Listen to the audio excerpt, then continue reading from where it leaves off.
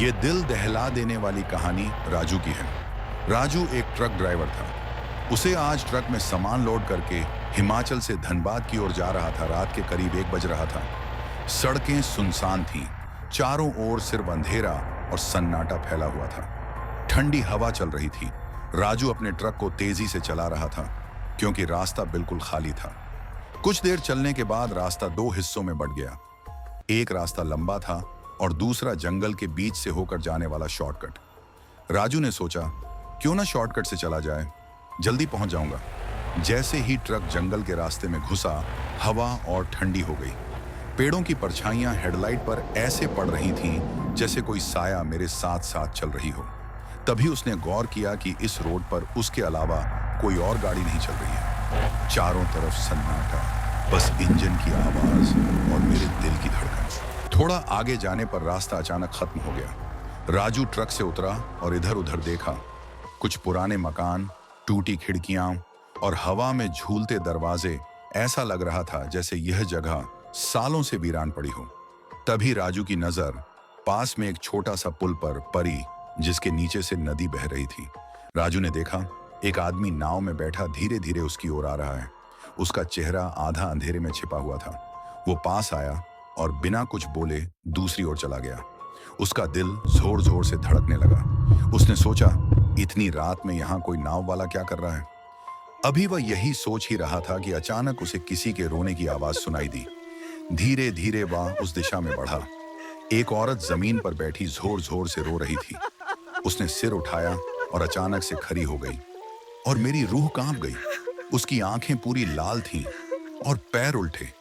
अब उसे समझ आ गया कि वो औरत नहीं, चुड़ैल है। मैं भागा, पूरी जान लगाकर ट्रक तक पहुंचा और इंजन स्टार्ट किया और वहां से निकलने लगा। तभी मैंने खिड़की से झांका तो देखा, वो नाव वाला आदमी फिर नदी किनारे खड़ा था और मुझे घूर रहा था।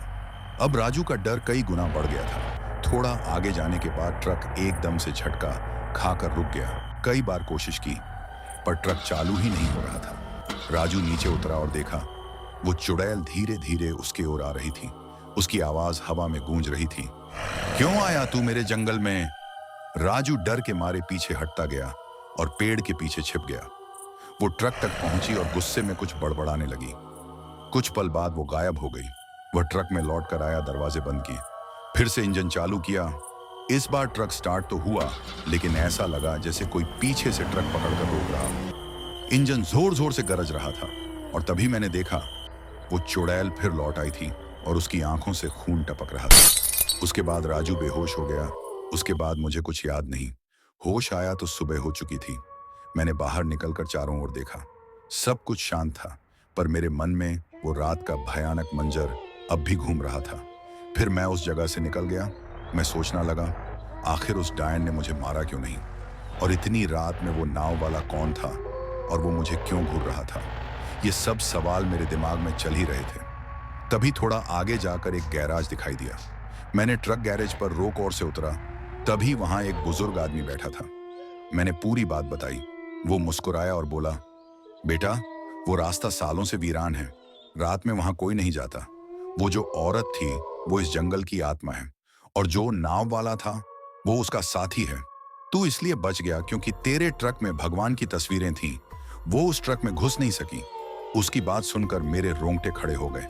मैंने भगवान का शुक्र किया, लेकिन आज भी जब मैं रात के समय ड्राइव करता हूं तो वो डायन की लाल आंखें और नाव वाले की मुस्कान अब भी याद आती हैं।